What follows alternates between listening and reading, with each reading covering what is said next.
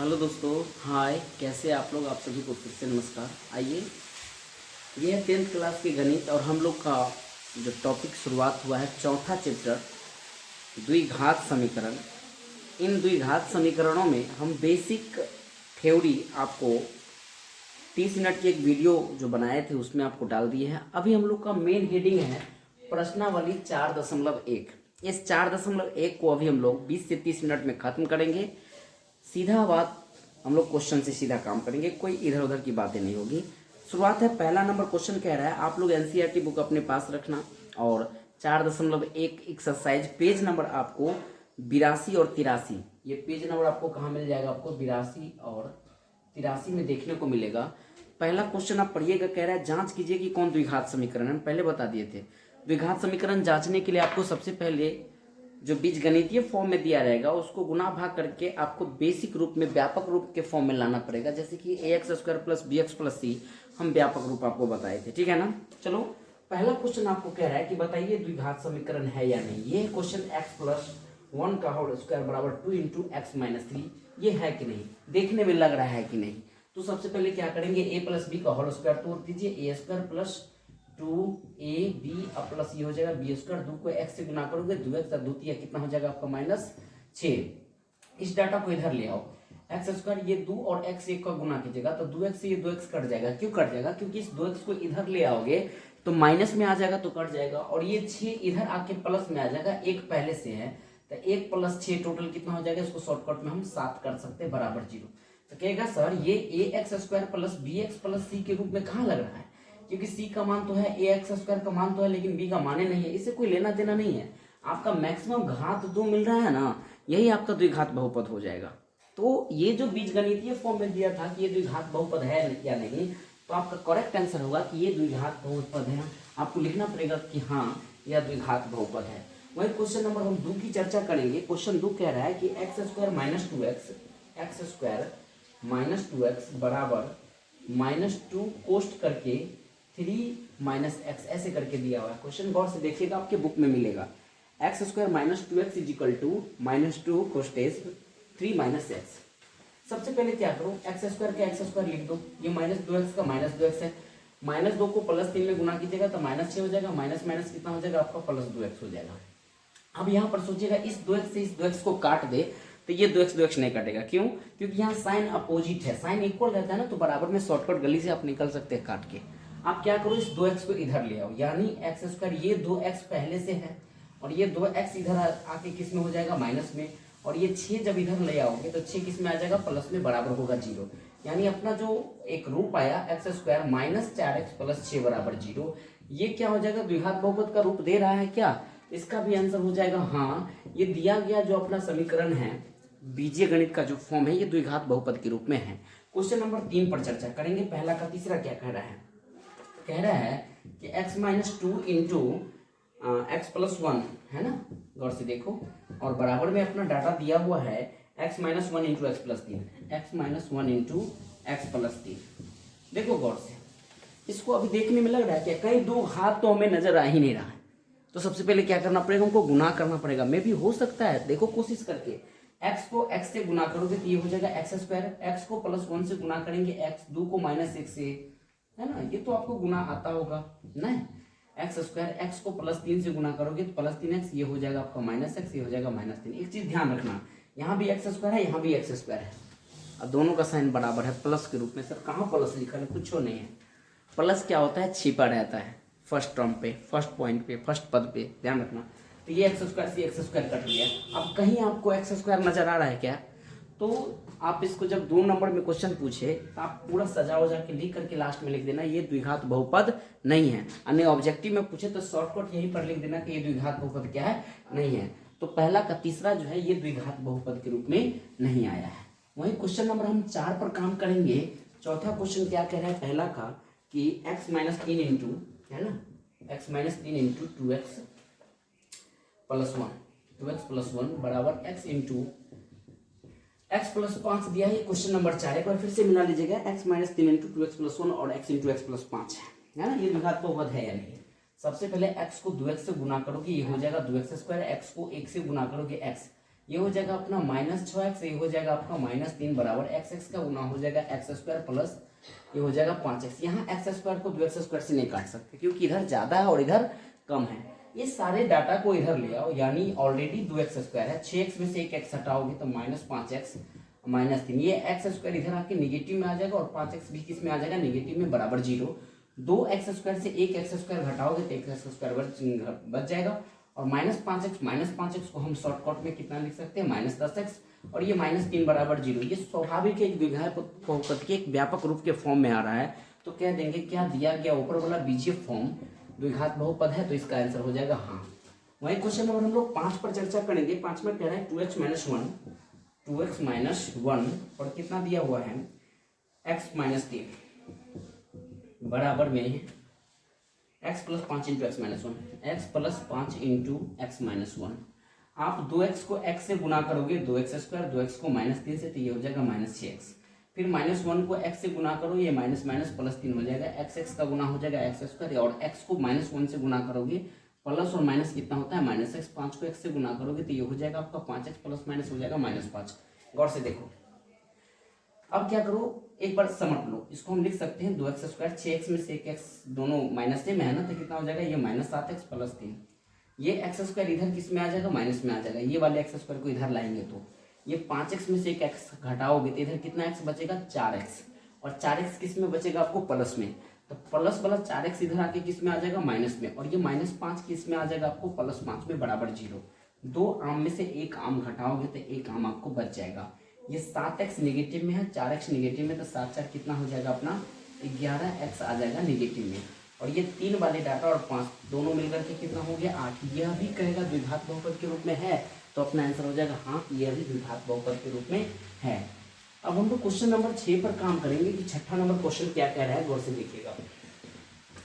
छठा कह रहा है कि x square plus 3x plus 1, x square plus 3x plus 1 बराबर x माइनस 2 का होल स्क्वायर दिया हुआ है। ये द्विघात है कि नहीं है, सबसे पहले तो इसको तोड़ो, जैसा का तैसा दे दो। a माइनस बी का होल स्क्वायर हो जाएगा a square minus 2ab plus b का स्क्वायर। ये एक्स स्क्वायर से एक्स स्क्वायर कट गया ना, अब तो कहीं एक्स स्क्वायर है ही नहीं, तो क्या दिया गया पद द्विघात होगा, होगा ही नहीं। आप शॉर्टकट पे यहीं पर लिख सकते हैं कि दिया गया पद द्विघात बहुपद नहीं है। क्वेश्चन नंबर हम 6 के बाद 7 संभाला, एक स्टेप इसमें और आना पड़ेगा, आप लोग को थोड़ा फास्ट करना है, इतना से आगे काम आप कर सकते हैं, मुझे विश्वास है कि एक्स वाले को इधर ला करके एक समीकरण का रूप लेगा, लेकिन एक्स स्क्वायर वाला नहीं होगा। इसके वजह से लास्ट में लिखना पड़ेगा कि दिया गया बीजीय व्यंजक द्विघात बहुपद के रूप में नहीं है। थोड़ा शॉर्ट काम, हम थोड़ा आपका हिंट्स दे रहे हैं। क्वेश्चन नंबर 7 आपसे क्या कह रहे हैं, उन चीज़ों को थोड़ा ध्यान दीजिएगा। 7 कह रहे हैं कि x प्लस 2 का होल क्यूब, x प्लस 2 का होल क्यूब बराबर भी कितना दिया है, 2x into x square minus 1।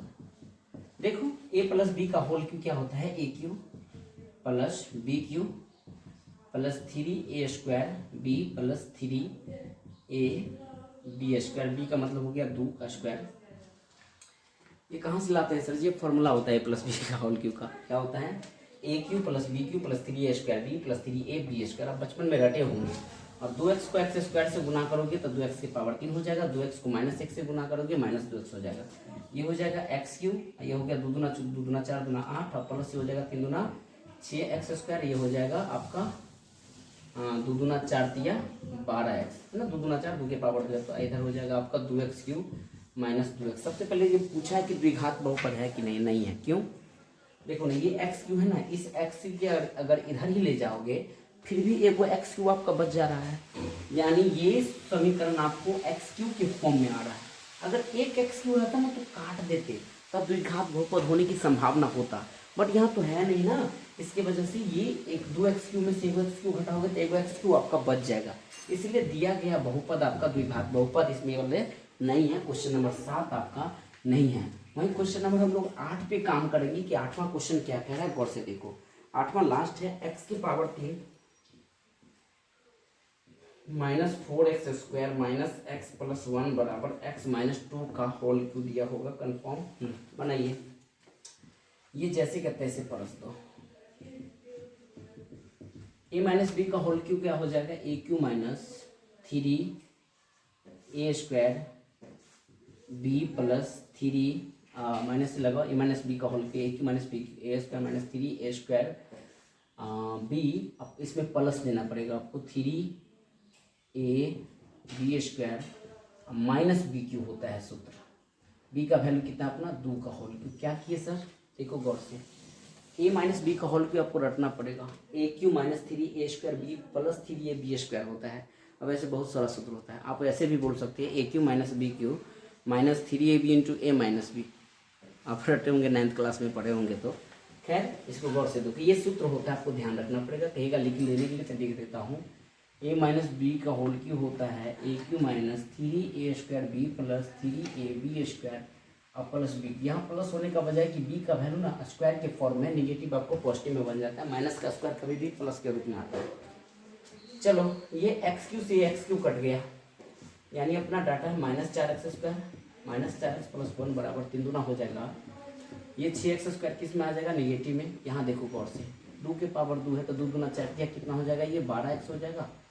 और ये माइनस में 2 दूना 4 दूना 8 हो जाएगा। सारे डाटा को इधर ले आओ, जब इस तरफ ले आओगे तो ये 6x स्क्वायर इधर आएगा तो किस में आ जाएगा, कहिएगा प्लस में आएगा। 6x स्क्वायर में से 4x स्क्वायर हटाओगे तो 2x स्क्वायर। ये 12x किस में आ जाएगा, माइनस में आ जाएगा, नहीं आ जाएगा प्लस वाला डाटा। तो 12x और 4x कितना हो जाएगा आपको, निगेटिव में है तो 16x। ये 8x किस में आ जाएगा, 8 किस में आ जाएगा, प्लस में। तो 8 है, ये वाला पहले से 1 तो टोटल हो जाएगा 9। ये द्विघात बहुपद के रूप में दिख रहा है ना, दिया गया पद सही बात है कि द्विघात बहुपद के एक फॉर्म में है, दिया गया बीजीय व्यंजक आपको द्विघात बहुपद के रूप में है। अब हम लोग क्वेश्चन नंबर किस पे काम करेंगे, दूसरा नंबर क्वेश्चन पे। और ये दूसरा नंबर क्वेश्चन क्या कह रहा है, कौन निम्न स्थितियों को एक द्विघात समीकरण के रूप में व्यक्त करना है। इन जितना भी अभी क्वेश्चन हम दूसरा का बताएंगे सबको एक द्विघात रूप में ला करके छोड़ देना है। हालांकि आप बना सकते हैं लेकिन आपका हमको फेयर करवाना है, तो क्या करना है, सबको एक रूप में द्विघात समीकरण के रूप में लाके छोड़ देना है। अगला चैप्टर में इसी से रिलेटेड क्वेश्चन आएगा हल करने, तो हम हल कर देंगे।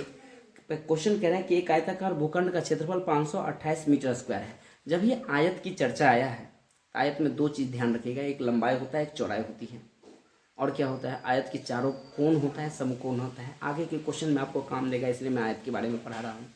आयत का विकर्ण भी एक दूसरे के बराबर होते हैं और विकर्ण आयत को 2 त्रिभुज के रूप में बांटते हैं और वो त्रिभुज अपने आप में समकोण होता है।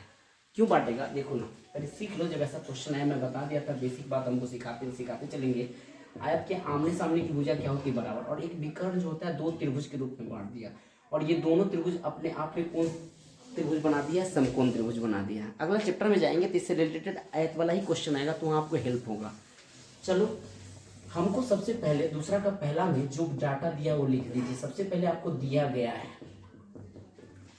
क्या दिया है, आयताकार भूखंड का क्षेत्रफल दिया है आपको 528 वर्ग मीटर या मीटर स्क्वायर, इसको कह दो, इतना दिया हुआ है। और बोल रहा है कि इस क्षेत्र की लंबाई चौड़ाई के दुगुने से एक अधिक है। चौड़ाई के दुगुना, लंबाई जो है चौड़ाई के दुगुना से एक ज़्यादा है। दिमाग में फीलिंग करो, लंबाई मानना पड़ेगा कि चौड़ाई, बच्चा यहीं पर फंसता है। गौर से क्वेश्चन को देखो, लाइन को, लंबाई चौड़ाई के दुगुना से एक ज़्यादा है, माने चौड़ाई अगर हम मान लेंगे तो लंबाई खुद निकल जाएगा। चौड़ाई के दुगुना से एक ज़्यादा कर देंगे तो लंबाई हो जाएगा। यही चीज़ तो आपको सीखना है। तो यहाँ पर लिखना पड़ेगा, माना कि कौन भूखंड है, आयताकार है, भूखंड का आपको क्या मानना पड़ेगा, चौड़ाई क्या माने है, x मीटर माने है। इसीलिए लंबाई कितना हुआ है, बोल रहा है कि चौड़ाई के दुगुना से एक ज़्यादा। मैं नहीं सवाल बोल रहा है, चौड़ाई के दुगुना से एक ज़्यादा। देखो ना, चौड़ाई के दुगुना से एक ज़्यादा कर दिए, चूँकि आयताकार भूखंड का क्षेत्रफल कितना दिया है, 528। क्षेत्रफल दिया है 528, लेकिन आयताकार भूखंड का क्षेत्रफल क्या होता है, कोई भी आयताकार पार्ट रहेगा उसका क्षेत्रफल होता है लंबाई गुणे चौड़ाई बराबर हो जाएगा 528। लंबाई का डाटा कितना डालोगे, कहो 2x + 1, और चौड़ाई का वैल्यू कितना डालोगे, x बराबर कितना हो जाएगा 528। गौर से देखो, x को 2x से गुना करोगे 2x स्क्वायर, x को x से गुना करोगे x, और 528 किस में आ जाएगा आपको, निगेटिव में आ जाएगा, बराबर 0। सवाल क्या बोल रहा था कि हमें भूखंड की लंबाई और चौड़ाई ज्ञात करनी है। लंबाई और चौड़ाई भी ज्ञात कर लिया। अब इसको क्या करना, साधारण गुणनखंड से बनाना। कैसे बनेगा सर, 528 को 2 से गुना करोगे तो 10 तक कितना हो जाएगा 54, या 2 और 528 को तोड़, 2 तो पहले से फैक्टर में, इसको रखो साइड में, 2 से तोड़ोगे तो 2 दूना 4, 6 दूना 12, 2 दूना 4, 6 दूना 12, 4 दूना 8, यानी 214, 213, 132, फिर 2 से तोड़ोगे लगभग 11 और ये 12 हो जाएगा। एक फैक्टर में हमको प्लस एक्स लाना है, कैसे टूटेगा सर जी, तो देखो आप 12 दूना 2 दूना 4, 12 को तोड़ोगे तो 2 दूना 4 तिया 12, 11 तिया 33, इधर 1 2 3 4 5 को 2 है, 5 को 2 को जब गुना करोगे तब 32 आता है, एगो 11 तिया 33। हम सिखाए हैं 528 को 2 को पहले गुना कर लेना, तो 10 आपका कितना हो जाएगा 54, 10 से 54 का जब फैक्टर करोगे तो 5 को आपको 2 निकलेगा, एगो 11 निकलेगा, एगो 3 निकलेगा, जब कीजिएगा आप तो ठीक ना। अब 11 और 3 को गुना कीजिएगा तो 11 तिया 33 होता है। अब 5 को 2 को जब गुना कीजिएगा तो आपको कितना आ जाएगा 32 आ जाएगा। तो हमको 33 और 32 के रिलेशन से तो आ रहा है, यहाँ लिख सकते हैं 2x²। मान लो कि यहाँ पर हम 33x दे दिए और उसमें से 32x घटा देंगे, तो ये दोनों का रिलेशन से x से आना आ रहा है ना, यहाँ 528 बराबर 0 कर दो। एक बार क्या करना, x कॉमन लेना, जब x कॉमन लेंगे तो इसमें क्या बच जाएगा, जब x कॉमन लोगे तो आपको 2x प्लस कितना बच जाएगा 33। इन दोनों में आप ऐसा चीज कॉमन लो ताकि यही डाटा आएगा। हमारे ख्याल से आप 16 ले लो, क्योंकि 16 को 32 में भाग दोगे तो 2 आ रहा है ना, और ये माइनस माइनस प्लस हो जाएगा, यानी यहाँ हो जाएगा 2x, फिर ये माइनस माइनस प्लस। जब 16 से आप 528 में भाग दोगे तो पक्का 33 मतलब में कट जाएगा। वैसे भी देखो भाग करके, 16 चौका 16 तिया 48, 52 के बगल में 48 दीजिएगा तो 16 तिया 48 होगा ना, और 48, 52 में से 48 घटाओ कितना होगा 4, फिर 4 पर 2 कितना हो गया 32, फिर 16 दूना कितना हो जाएगा 32। और एक चीज़ हम आपको बताए थे जब साधारण गुणनखंड बताए थे तो कि ये पेटी का मान आपको बराबर होना चाहिए। तो अपना कितना डाटा आ गया है x - 16, और एक डाटा आया है 2x प्लस 33 बराबर 0। जब x - 16 बराबर 0 होगा तो x का वैल्यू कितना आ जाएगा अपना 16, और जब यहाँ पे आप 2x प्लस 33 बराबर 0 कीजिएगा तो 2x बराबर हो जाएगा -33, यानी x का वैल्यू आ जाएगा -33/2। x का वैल्यू कितना है -33/2। और याद रखना, किसी भी आयत की लंबाई हो, चौड़ाई हो, ऊंचाई हो, कोई भी चीज़ हो, विकर्ण हो, निगेटिव में नहीं होता है। कभी देखिए किसी खेत को -2 मीटर लंबाई हुआ है, -3 किलोमीटर, कभी निगेटिव में माप नहीं होता है। इन चीज़ों को ध्यान रखना। तो जब ये निगेटिव में नहीं होगा तो x का वैल्यू कितना लेना पड़ेगा 16, यहाँ पर लिख देंगे। इसीलिए भूखंड का चौड़ाई हम लोग क्या माने थे, x बराबर कितना आ गया 16, वही लंबाई कितना हो जाएगा 2x प्लस 1 है, यानी 16 गुने 2 प्लस 1 है, 16 दूना 32 से कितना हो जाएगा 33 मीटर, एक आंसर आ जाएगा, 16 मीटर आंसर आ जाएगा। ये क्वेश्चन आपका पहला था, स्क्रीनशॉट लीजिए। अब हम क्वेश्चन नंबर 2 में आएंगे, दूसरा का दूसरा में। आप लोग दूसरा का दूसरा क्वेश्चन पढ़िए, तब तक थोड़ा सा इसको हम क्लीन करते हैं क्या कह रहे हैं, गौर से देखो। चलो पढ़ के सुनाते हैं आपके, आप लोग तो पास होगा, मैं तो आपके पास। कह रहा है 2 क्रमागत धनात्मक पूर्णांक। एक चीज़ ध्यान रखना, जब भी संख्या पर रिलेटेड क्वेश्चन आए तो 3 बात जरूर याद रखना। क्रमागत चीज़ क्या होता है, क्रम के आगे आने वाला संख्या क्रमागत हो जाएगा ना। अगर हम कहेंगे 5 के क्रमागत क्या होगा 6, 10 का क्रमागत क्या होगा 11। अब धन का मतलब प्लस वाला मान, माइनस में नहीं। एक टॉपिक और आपको याद रखना है, कहेंगे सम संख्या, धनात्मक सम संख्या, तो एक सम संख्या x मानोगे तो अगला सम संख्या क्या होगा x प्लस 1 होगा, नहीं। x और x प्लस 1 और x प्लस 2 जो मान है ये क्रमागत संख्या है, क्रमागत धनात्मक पूर्णांक है। लेकिन अगर मैं क्रमागत सम बोलूं तो x प्लस 2 करना पड़ेगा, x प्लस 4 करना पड़ेगा, x प्लस 6 करना पड़ेगा। वहीं सम के साथ साथ मैं विषम भी करूं तो यही मानना पड़ेगा। जैसे फॉर्मूला, मतलब एक एग्जाम्पल से समझिए, अगर हम सम की चर्चा करते हैं, मान लो अगर यहाँ पे 2 मानते हैं तो 2 कितना होगा यहाँ 4, 2 4 कितना होगा 6, 2 6 कितना हो जाएगा 8, नहीं आ रहा है। अगर हम विषम की बात मानते हैं तो विषम के लिए मान लो, अगर हम विषम ले लेते हैं और यहाँ 5 मान लेते हैं तो 5 2 कितना हो जाएगा 7, 5 4 कितना हो जाएगा 9, 5 6 कितना हो जाएगा 8, क्योंकि x का वैल्यू आप 5 माने हैं। जब भी विषम मानते हैं फिर भी हमको विषम में विषम आ रहा है क्रमागत में, और जब भी सम मान रहे हैं तब भी सम में सम आ रहा है क्रमागत में। कब क्या चीज़ मानते हैं तो ऐसा हो रहा है, जब पहली डाटा आप x मानते हैं, दूसरा डाटा x प्लस 2 मानते हैं, तीसरा डाटा x प्लस 4 मानते हैं, चौथा डाटा x प्लस 6 मानते हैं, x पर ऐसे 2 करके बढ़ाते जाएगा। तो ये सम मान भी है धनात्मक में और विषम मान भी है। और क्रमागत में पूछे तो आप सीधा मानेगा सिर्फ x plus 1, x plus 2, x plus 3। Okay, आइए दूसरा के क्वेश्चन नंबर हम लोग 3 पे चर्चा करेंगे। 3 नहीं, दूसरा नंबर ही क्वेश्चन है। कह रहा है 2 क्रमागत धनात्मक पूर्णांक का गुणनफल 306 है। तो सबसे पहले मानना पड़ेगा, माना कि 2 क्रमागत धनात्मक पूर्णांक क्या हो सकता है, आप ही लोग बताइए। एक x मानेंगे तो एक x+1 मानेंगे, नहीं मानेंगे। अगर इसी संख्या में कहता सम मानने के लिए तो एक x और एक x+2 मानते। अगर विषम भी कहता तो x और x+2 करके मानना पड़ता, लेकिन सीधे पूछा आपको क्रमागत धनात्मक थे कि x मानेंगे और एक x+1 मानेंगे। तो कह रहा है दोनों का गुणनफल, एक पहला वाला संख्या और दूसरा वाला संख्या का गुणनफल कितना दिया आपको, 306 दिया हुआ है। तो कह रहा है दोनों पूर्णांक ज्ञात कीजिए। देखो x को गुना करोगे x², ये हो जाएगा आपका x, और 306 को इधर ले आओगे तो किस चीज में आ जाएगा, ये माइनस में आ जाएगा। 306 को तोड़ो और एक प्लस एक्स लाओ तो कितना में आ जाएगा, हमको लग रहा है कि 27 को और 28 को गुना करते शायद इतना आता है। 8 7 56, 8 दूना 16, 5 21, 27 दूना होता है 54, 6 4 1 5 5 2 756 आता है, ज़्यादा हो गया प्लीज़। चलो तोड़िए लेते हैं हम लोग 306 को फास्ट में 2 से 153, और 17 नमा होता है 53 से, ठीक ना। और जब 17 नमा ये 53 हो गया है, मोबाइल की बैटरी थोड़ा लो हो गया है इसलिए थोड़ा विजिबिलिटी कम लगता होगा। चलो फास्ट में खींच लेते हैं। तो 9 दूना 18 और 17 के लिए रिलेशन से ये x आ रहा है, तो यहाँ हम लिख सकते हैं x² + 18x - 17x - 306 = 0।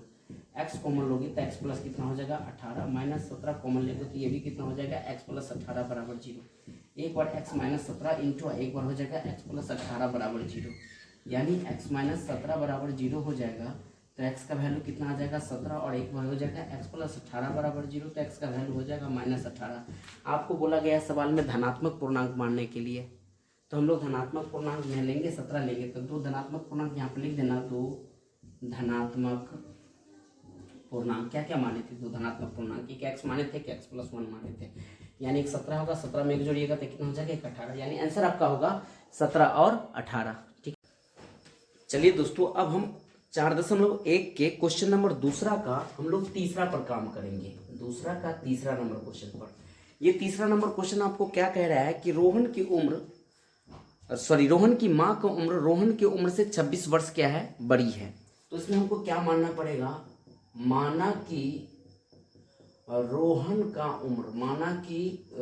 का उम्र क्या मानोगे, x वर्ष है, इसीलिए रोहन के माँ का उम्र कितना हो जाएगा, तो रोहन की माँ का उम्र हो जाएगा, रोहन से 26 वर्ष बड़ी है तो x प्लस हो जाएगा ये 26 वर्ष। अब सवाल में कह रहा है कि 3 वर्ष पश्चात, तो 3 वर्ष पश्चात दोनों का उम्र निकालना पड़ेगा।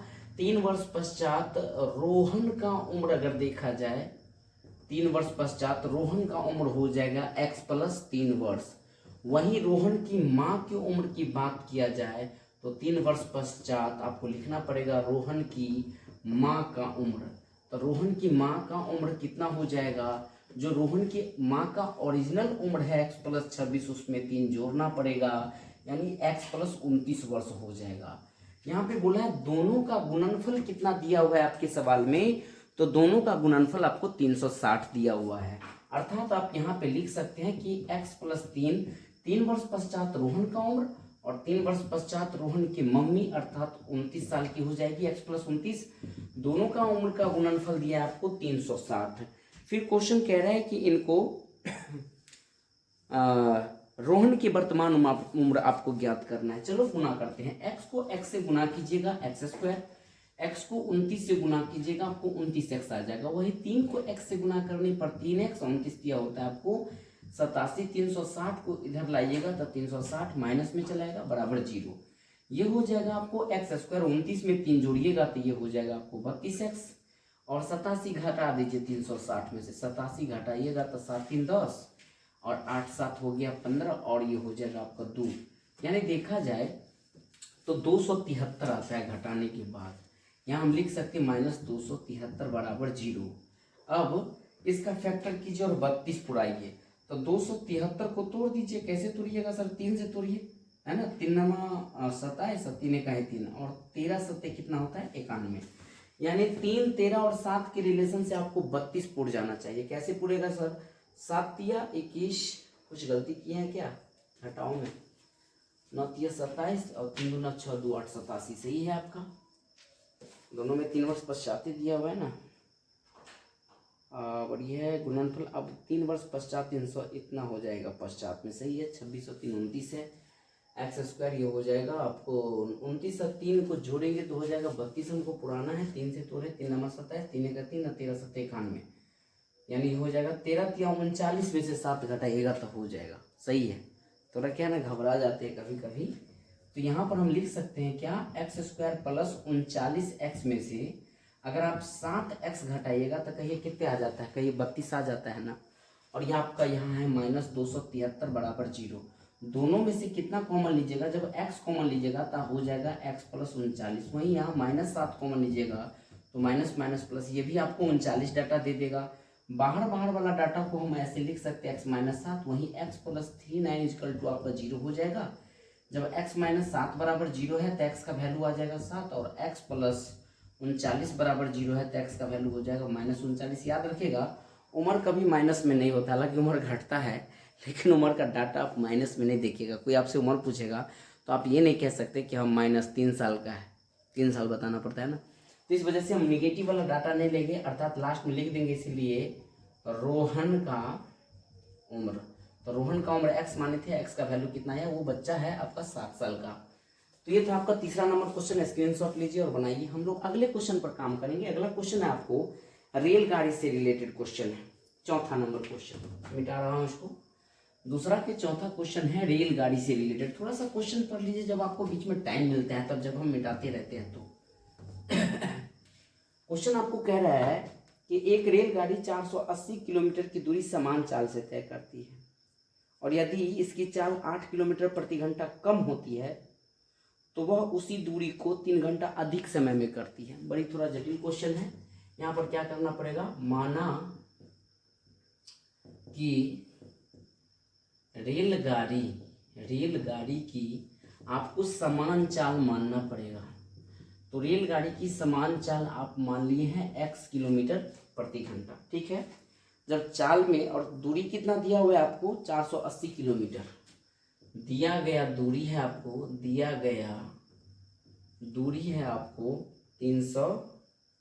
480 किलोमीटर है। कह रहे हैं कि अगर चाल जब कम हो जाती है तो उसी दूरी को तय करने में 3 घंटा अधिक समय लगता है। इसमें खेला किसका होगा, समय का। गौर से देखो, चूंकि हम लोग जानते हैं समय बराबर होता है आपको दूरी बट्टा चाल, ठीक है ना। अगर मूल समय देखा जाए तो समय अपना दूरी कितना दिया हुआ है 480, या बट्टा में चाल कितना दे देंगे x, ये मान लो हम इसको समीकरण फर्स्ट मान लिए। फिर पुनः प्रश्न से कह रहा है कि समय जो है ना 3 घंटा ज़्यादा लग जाता है। जो मूल समय लगना चाहिए था उस समय में उसको क्या होता है 3 घंटा ज़्यादा लग जाता है। जब वो क्या घटना करता है, वही दूरी जो 480 किलोमीटर दूरी है, जब उसका चाल क्या होता है 8 किलोमीटर घट जाता है। यहाँ लिखना पड़ेगा चाल घटने